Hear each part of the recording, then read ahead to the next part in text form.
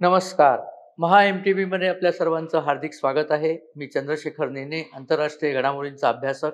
माझ्याबरोबर Alex Chalke videographer आहेत. नुकत्याच शनिवारी झालेल्या अमेरिकेच्या राष्ट्राध्यक्षपदाच्या निवडणुकीकरताचे उमेदवार रिपब्लिकन पक्षाचे डोनाल्ड ट्रम्प, जे पूर्वीचे राष्ट्राध्यक्ष पण होते. आत्ता जे जो बायडन आहेत, त्यांच्या अगोदर डोनाल्ड ट्रम्प राष्ट्राध्यक्ष 4 वर्षे राहून गेलेले आहेत. तर त्यांच्यावरती जो प्राणघातक हल्ला झाला, त्यासंबंधी आज आपल्याबरोबर थोडंसं हितगुज करायचं आहे.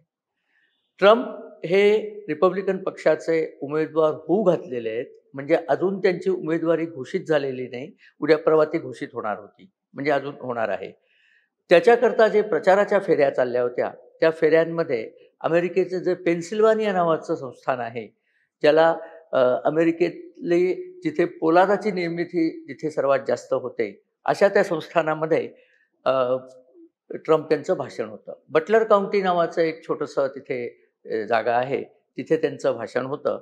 बटलर काउंटीचं एक इंटरेस्टिंग गोष्ट म्हणजे अमेरिकेत पहिल्यांदा जे तेल सापडलं, ते बटलर काउंटी इथे सापडलेलं आहे. ते त्या बटलर काउंटीचं वैशिष्ट्य आहे. आणि आपण जी जीप सैन्यामध्ये वापरली जाते ती पाहिली ना, ती जीपचं डिझाइन पण त्या बटलर काउंटीमध्ये झालेलं आहे. अमेरिकेची चांगली वेल टू डू कम्युनिटी आहे ती, म्हणजे सुखवस्तू कम्युनिटी आहे. तिथे यांचं भाषण चाललं असताना अचानक बोलता बोलताच एकदम त्यांनी स्वतःच्या उजव्या कानावर ते हात घेतला आणि त्याच्यानंतर ते खालीच बसले. आणि परत त्यांना जेव्हा वरती सगळे त्यांचे जे रक्षक असतात, त्या रक्षकांनी त्यांच्याभोवती कुंडाळं केलं आणि त्यांनी त्या कुंडाळ्यातनं सुद्धा आपला हात आणि चेहरा बाहेर काढून थम्स अप, म्हणजे माझं सगळं ठीक आहे, अशी घोषणा केली. आणि त्यांच्या चेहऱ्यावरती रक्त दिसलं. हाताला रक्त लागलं होतं. या प्रकारे त्यांनी हात आधी स्वतःच्या कानाला जवळ नेला होता. मग त्यांनी पुढे सांगितलं, की माझ्या कानाजवळून एक सू आवाज झाला आणि एकदम मला जखम झाली. तर एक गोळी माझ्या उजव्या कानाला चाटून गेली. म्हणजे ते जर आत्ता जिवंत आहेत, तर हा एक चमत्कारच म्हणावा लागेल. कारण पुढे असं लक्षात आलं, की ते जिथे भाषण करत होते, त्याच्यापासून साधारण 175 मीटर दूर, म्हणजे साधारण 500-550 फूट दूर एक बिल्डिंग होती. त्या बिल्डिंगच्या गच्चीवरती एक मनुष्य रायफलनी त्यांच्यावरती नेम धरून होता. ती रायफल जी होती, त्या रायफलला AR-15 असं नाव आहे. ती सेमी ऑटोमॅटिक रायफल होती. बऱ्याच लोकांना AR म्हणजे ऑटोमॅटिक रायफल असं वाटतं. तसं नाही आहे. आर्मलाइट इंडस्ट्री म्हणून अमेरिकेमध्ये रायफल बनवणारी एक प्रसिद्ध कंपनी होती. त्यांचं आर्मलाइट मॉडेल जे होतं, ते हलक्या वजनाचं असायचं. कारण त्याचा तो दस्ता असायचा, तो फायबर ग्लासने बनवलेला असतो. तर त्याची ही AR-15 नावाची बंदूक त्याच्याकडे होती. आणि ही बंदूक त्याच्या वडिलांनी 6 महिन्यापूर्वीच विकत घेतलेली होती. म्हणजे नवीन होतं मशीन. हा जो मनुष्य आहे थॉमस मॅथ्यू क्रूक्स, याचे वडील म्हणजे मॅथ्यू क्रूक्स. तर यांनी एक दिवसापूर्वीच 50 बंदुकीच्या गोळ्या विकत घेतल्या, एक 5 फुटाची शिडी विकत घेतली आणि आणखीन थोडीशी एक्सप्लोजिव्हज त्यांनी विकत घेतले होते. हे सगळं अर्थात नंतर कळलं. कारण जेव्हा सिक्युरिटीच्या माणसांना कळलं, की इथून गोळीबार होतोय, त्यांनी त्यालाच निशाणा धरला. आणि कसं असतं, की ट्रम्प इथले भाषण देत आहेत, समोर तो गोळीबार करणारा होता. पण ट्रम्पच्या दोन्ही बाजूनी सिक्युरिटीची माणसं सुद्धा वेगळ्या-वेगळ्या छपरांवरती बसलेली असतात. तर त्यांनी याला बरोबर टिपला आणि याला मारला. तो तिथेच मेला. थॉमस मॅथ्यू तिथेच मेला असल्यामुळे त्याचा आणखीन इंटरव्ह्यू घेण्याची संधीच कोणाला मिळाली नाही. त्यामुळे त्यांनी का हे केलं, हे अजूनही अमेरिकेची FBI आणि पोलीस आणि या सगळ्या यंत्रणांना अजून कळलेलं नाहीये. परंतु हा हल्ला झाला हे निश्चित. थोडक्याच चुकीने असं म्हटलं जातं, की ट्रम्प बोलताना ते काहीतरी असे हलले आणि तेवढ्यात ती गोळी कानाजवळनं गेली आणि ते त्याच्यातनं वाचले. एक आठवण येते, 1973 साली एक फार चांगला सिनेमा आला होता, द डे ऑफ द जॅकॉल. त्याच्यामध्ये फ्रान्सचे तेव्हाचे राष्ट्रपती चार्ल्स ड गॉल यांच्या खुनाचा प्रयत्न होतो आणि खुनी माणसांनी त्यांच्यावरती बरोबर नेम धरलेला असतो आणि ते आपल्या एका जुन्या सैन्यातल्या माणसाला मेडल लावत असतात. तो माणूस बुटका असतो म्हणून द गॉल असे वाकून ते मेडल लावायला जातात. ते जेव्हा वाकतात नेमकं तेव्हाच त्यांच्या डोक्याचा वेध या गोळीने घेतलेला असतो आणि त्यामुळे ते वाचतात, कारण ते खाली वाकलेले असतात. अहो, तसंच काहीतरी इथे झाल्यासारखं वाटतंय ना. म्हणजे कधी-कधी सिनेमातनं लोकं आयडिया घेतात का आयडियातनं सिनेमे बनतात, काही सांगता येत नाही. कारण डे ऑफ द जॅकॉल ही जी कादंबरी होती, ती सत्यघटनेवर आधारित आहे, असा बऱ्याच लोकांचा विश्वास आहे. असो, तर याप्रमाणे ट्रम्पवरती हल्ला झाला आणि ते त्यातनं वाचले. आता ह्याचे परिणाम काय झाले आपण जर बघितलं, तर बरं ही जी गोळी आहे ना, ही AK-47 मध्ये हीच गोळी वापरली जाते. 7.62 या साइजची ही गोळी असते आणि ती अतिशय पॉवरफुल असते. या रायफलची रेंज जवळ-जवळ 500 ते 600 मीटर एवढी त्याची रेंज आहे.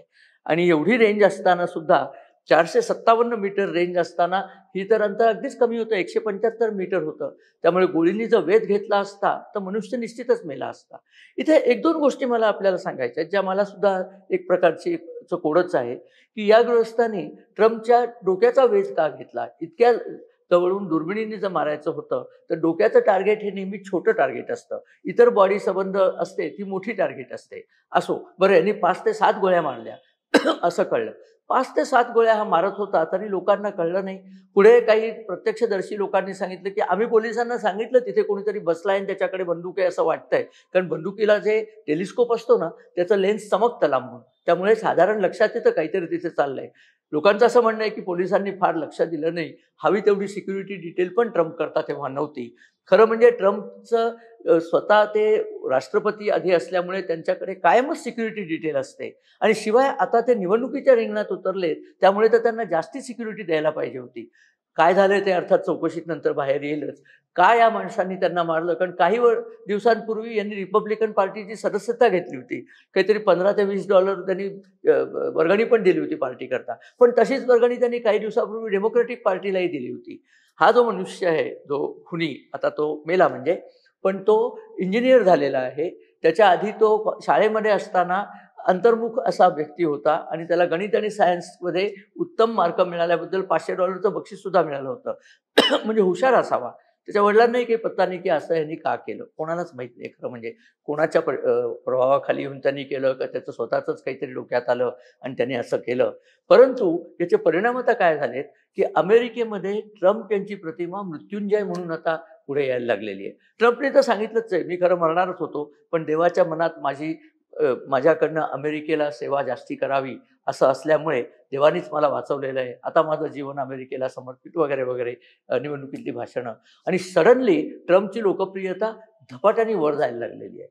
मुळात काही दिवसांपूर्वी ट्रम्प आणि बायडन यांचा जो वादविवाद झाला होता प्रत्यक्ष टीव्हीवरती, त्या वादविवादात बायडननी नीट बोलले सुद्धा नाही असं म्हणतात. त्या वादविवादाच्या दरम्यानच ते झोपी गेले होते वगैरे. त्यामुळे ट्रम्पची लोकप्रियता तेव्हाही वाढलेलीच होती. ट्रम्पने बायडनना निरुत्तर केलं होतं त्या वादविवादामध्ये आणि आता ही घटना घडली. त्या वादविवादाच्या नंतर बऱ्याच डेमोक्रॅटिक सपोर्टर्सनी जॉर्ज क्लूनी हा जो नट आहे प्रसिद्ध, तो डेमोक्रॅटिक सपोर्टर आहे. त्यांनी पैसे दिलेले आहेत डेमोक्रॅटिक पक्षाला. त्यांनी सुद्धा सांगितलं, की बायडननी मागे घ्यावं नाव, कारण बायडन काही या ट्रम्पच्या वादळापुढे जिंकतील असं वाटत नाही. पण बायडन ठाम आहेत. ते अजिबात नाव मागे घेणार नाहीत. अशी पण एक बातमी आली होती, की बायडनच्या ऐवजी मिशेल ओबामा म्हणजे ओबामांची जी पत्नी आहे, तिला डेमोक्रॅटिक पार्टी पुढे करेल. म्हणजे अगदी राबडी देवीला पुढे केल्यासारखंच झालं हो. ओबामा म्हणजे लालू प्रसाद धरले, तर त्याच्या पत्नीला उभं करण्याची परिस्थिती तिथे आणली. मला वाटत नाही अमेरिकन सुजाण मतदार याला काही किंमत देतील. असं होईल असं वाटत नाही. परंतु बायडनची बाजू निश्चितच कच्ची झाली आहे हे नक्की. आता ट्रम्पवरती हल्ला करण्याचं कारण काय असावं? हल्ला करणाऱ्यांना माहीत नव्हतं, की ट्रम्पची लोकप्रियता याने वाढेल. कदाचित त्यांना वाटलं असेल, की त्यांना संपवलं जाईल. कारण इतक्या जवळून एक उत्तम रायफल, उत्तम टेलिस्कोप, पण शूटर जर चांगला नसला, त्याचं ट्रेनिंग चांगलं नसलं, तर काही ते तो लक्ष्याचा वेध घेईलच अशी शक्यता नसते आणि अर्थात या सगळ्या चान्सच्या गोष्टी असतात. त्यामुळे ट्रम्प त्यातनं वाचलेले आहेत. पण ते वाचू नयेत अशी इच्छा कोणाची असू शकते? एक लक्षात घ्या, की ट्रम्प हे सातत्याने युक्रेन युद्धाच्या विरुद्ध आहेत. तसेच ते सातत्याने इस्रायलच्या बाजूने आहेत.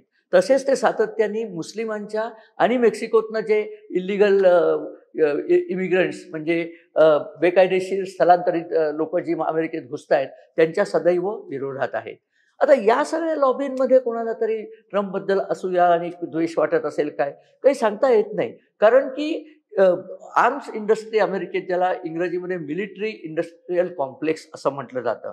म्हणजे औद्योगिक आणि शस्त्रास्त्र निर्माते यांचा प्रॉफिट जो आहे तो इतका प्रचंड आहे असं म्हटलं जातं. त्यांनी प्रत्येक डॉलर जे गुंतवला त्यांच्या धंद्यामध्ये, तर त्याच्या बदल्यात त्यांना $1800 त्यांना मिळतात परत.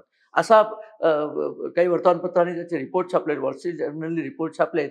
त्यांनी सांगितलं की $1800 परतावा मिळणारी दुसरी कुठलीही इंडस्ट्री नाही. अगदी ड्रग इंडस्ट्रीमध्ये सुद्धा कदाचित एवढा परतावा मिळत नसेल. बरं, ही गंमत काय असते? आता युक्रेनचं उदाहरण घेऊ आपण. ट्रम्पने सांगितलंय की मी एका दिवसात युक्रेन युद्ध थांबवीन, कारण मी युक्रेनला पैसे देणंच बंद करीन आणि पुटिनना सांगेन की तुम्ही काय ते सामोपचार आणि टेबलावर या आणि चर्चा करा. पंतप्रधान नरेंद्र मोदींनी हेच सांगितलेलं आहे, लढाई वगैरे बंद करा, हे वेळ लढण्याची नाहीये, टेबलावर बसून चर्चा करा. पण आतापर्यंत जी 200 अब्ज डॉलरची मदत युक्रेनला दिलेली आहे, त्याचं काय? ट्रम्प म्हणतच होते की ही मदत त्यांना द्यायच्याऐवजी अमेरिकन लोकांना दिली असती तर अमेरिकन लोकांचं जीवनमान सुखी झालं असतं, सुसह्य झालं असतं. युक्रेनची लढाई झाली नसती तर गॅसच्या प्राइसेस वाढल्या नसत्या, पेट्रोलच्या प्राइसेस वाढल्या नसत्या. बरोबर आहे त्यांचं म्हणणं, आणि हे म्हणणं अमेरिकन जनतेला आता पटायला लागलंय. पण तसं न करता यांनी युक्रेनला मदत दिली. म्हणजे नेमकं काय केलं? शस्त्रास्त्र विकत घेऊन युक्रेनला दिली. युक्रेन त्याचे पैसे देऊच शकणार नाहीयेत, पण विकत घेताना ती फुकट मिळत नाहीत. अमेरिका ती फुकट देऊ शकते, पण अमेरिकेने शस्त्रास्त्र निर्मात्यांना पैसे देऊनच ती शस्त्र विकत घेतली आहेत. त्यामुळे शस्त्रास्त्र निर्मात्या कंपन्यांचे प्रॉफिट प्रचंड वाढलेले आहेत. जगात कुठे युद्ध झालं की यांचा शेअर वर जातो आणि यांचा शेअर कायम वर गेला नाही तर हे कुठेतरी युद्ध करायला लोकांना प्रवृत्त करतात. हा प्रकार गेली अनेक वर्ष चाललाय, हे काही आजच चाललंय असं नाही. परंतु ट्रम्पनी जर ठामपणे सांगितलं की मी राष्ट्रपती झाल्यावर हे बंद पाडीन, तर नॅचरली हे म्हणतील मग आमच्या प्रॉफिटचं काय? आता हा प्रॉफिट मृत्यूचा व्यापार करून झालेला ही गोष्ट सोडून द्या. मौत के सौदागर जर कोणी असले तर खरे हे आहेत. सोनियाबाईंनी भलत्याच माणसाला मौत का सौदागर ठरवलं होतं, ते जाऊ दे. परंतु हे सगळं झाल्यानंतर एक गोष्ट आणखीन अधोरेखित होतीये. ट्रम्पवरती हल्ला झाला, याच्या आधी शिंझो अबे यांच्यावरती हल्ला झाला आणि ते मारले गेले त्या हल्ल्यामध्ये. आणि इतरही कोणावरती हल्ले होऊ शकतात. आपल्या नरेंद्र मोदींना मारण्याची पंजाबमध्ये आपण पाहिलेलं आहे त्यावेळेला, की चन्नी जेव्हा मुख्यमंत्री होते तेव्हा असं वाटायला जागा आहे की जाणून बुजून नरेंद्र मोदींना खालिस्तानींच्या तोंडी देण्याचा प्रयत्न झालेला होता. तर या सगळ्या लोकांना जर मारलं गेलं असतं तर प्रचंड प्रमाणावर अराजक मारलं असतं. आणि आपल्या देशात काय, अमेरिकेत काय, इस्रायल पॅलेस्टाईन भागामध्ये काय, युरोपामध्ये काय, अराजकतावादी ज्यांना अनार्किस्ट म्हणतात, ज्याचं आपल्या देशातलं उदाहरण म्हणजे आप पार्टी आणि केजरीवाल, आणि आता काँग्रेसचे लीडर ऑफ अपोजिशन झालेले राहुल गांधी, जे स्पष्टपणे सांगतात की अमुक झालं नाही तर देशामध्ये आग पेटेल, देशाला आग लावण्यात येईल वगैरे. या प्रकारच्या लोकांच्या हातातलं हे हत्यार आहे. ट्रम्पना उद्या काही झालं, नरेंद्र मोदी, देव करो नये असं कोणालाही काही होऊ नये, पण असं काही झालं तर प्रचंड प्रमाणावर अराजक माजतं. आणि ते अराजक माजवण्यात ज्यांना इंटरेस्ट आहे, जॉर्ज सोरोसचं नाव आता अमेरिकेत उघडपणे घेतलं गेलंय की सोरोस या सगळ्या लोकांच्या पाठीशी आहे. तर ही जी सगळी प्रकार चाललेले आहेत, या प्रकारापासून अतिशय सावध राहण्याची गरज आहे. त्यामुळे आता तर ट्रम्प वाचले, पुन्हाही ते वाचतच राहोत. त्यांची आता सुरक्षा अनेक मजबूत करणार. बायडननी लगेच सुट्टी कॅन्सल केली, आले आणि भाषण दिलं की असं व्हायला नको वगैरे. बरोबर आहे, आणि राष्ट्रपती म्हणून त्यांची जबाबदारीच आहे. इनफॅक्ट ट्रम्पवरती हल्ला हा होऊ शकला, याला सिक्युरिटी लॅप्सेस ज्याला म्हणतात, म्हणजे त्यांची जी सुरक्षा हाताळणारे लोक होते त्यांनी आपलं काम नीट केलं नाही असं म्हणावं लागतं. कारण असा समोर बसलेला मनुष्य, सुरक्षाचे जे लोक असतात त्यांनी सबंध सगळ्या गच्चींचा स्वीप करतात की कोणी असावं. कारण तिथे असे झालेले आहेत ना, स्नायपरचे हे झालेले आहेत. अमेरिकेचे तर काही राष्ट्राध्यक्ष सक्सेसफुली खुन्यांनी मारलेले आहेत. 63 साली अब्राहम लिंकनचा खून झाला. त्याच्यानंतर जेम्स गारफिल्ड नावाचे 20वे राष्ट्रपती होते, त्यांचा खून झाला. विल्यम मकिनले 1901 साली त्यांचा खून झाला. रुझवेल्ट यांच्यावरती हल्ला झाला होता, खुनी हल्ला झाला होता, 32वे राष्ट्रपती, पण ते त्यातनं वाचले. आणि जॉन केनेडी तर आपल्याला माहीतच आहे, नोव्हेंबर 63 साली त्यांचा खून झाला होता, जॉन केनेडींचा. आणि त्याच्यानंतर जे निवडणूक होती त्या निवडणुकीला त्यांचा भाऊ उभा राहणार होता, रॉबर्ट केनेडी. त्याचा उभं राहण्याच्या मीटिंगमध्ये असतानाच खून झाला होता. म्हणजे आता ट्रम्पवरती जो हल्ला झाला तसाच हल्ला त्यांच्यावरती झाला आणि त्यांचा खून झाला होता. अमेरिका ही थोडी हिंसक वळणाची लोक तिथे जास्त आहेत, त्यामुळे असे घटना होऊ शकतात. पुन्हा शस्त्रास्त्रांचा प्रसार तर तिथे प्रचंडच आहे. शाळेतली मुलं येऊन हल्ला करतात. हल्ली तर मी ऐकलं अमेरिकेतल्या शाळात मुलं सुद्धा बुलेट प्रूफ जॅकेट घालून बसतात, कोणी उगीच गोळ्या मारल्या तर मरायला नको. तर हा उन्माद खाली आला पाहिजे. लोकशाही आपण म्हणतो, तिथे या ठोकशाहीला कुठेही जागा नाहीये. पंतप्रधान नरेंद्र मोदी सप्टेंबरमध्ये युनायटेड नेशन्सना भेट देणार आहेत अमेरिकेमध्ये, न्यूयॉर्कला जायचे. त्यांनी सुद्धा अतिशय काळजी घेण्याची गरज आहे. कारण एक गोळी जरा जवळून गेली, आता ठीक आहे, ती जर नेमक्या ठिकाणी लागली असती तर आज या उमद्या राष्ट्रपती पदाच्या उमेदवाराचा घात झाला असता. एक छोटीशी गोष्ट सांगतो की त्यांनी ताबडतोब आपल्याबरोबर उपराष्ट्रपती म्हणून कोण उभे राहणार आहेत. ते जे.डी. व्हॅन्स नावाचे 38 वर्षीय ओहायोचे सेनेटर आहेत. त्यांनी आता उपराष्ट्रपती आपल्याबरोबर, त्याला अमेरिकेत रनिंग मेट म्हणतात, त्यांना उपराष्ट्रपती म्हणून निवडलंय. आपल्या दृष्टीने इंटरेस्टिंग गोष्ट अशी की ते उपराष्ट्रपती आहेत जे.डी. व्हॅन्स म्हणजे उमेदवार. त्यांच्या पत्नी उषा चिलिकुरी या तेलुगू आहेत आणि त्यांचा जन्म अमेरिकेत झालाय, पण त्यांचे आई-वडील अमेरिकेत शिफ्ट झालेले आहेत आणि त्या सुद्धा स्वतः लॉयर आहेत आणि त्यांचं आणि ह्यांचं लग्न लॉ कॉलेजातच जमलं, येलच्या लॉ कॉलेजात लग्न जमलं.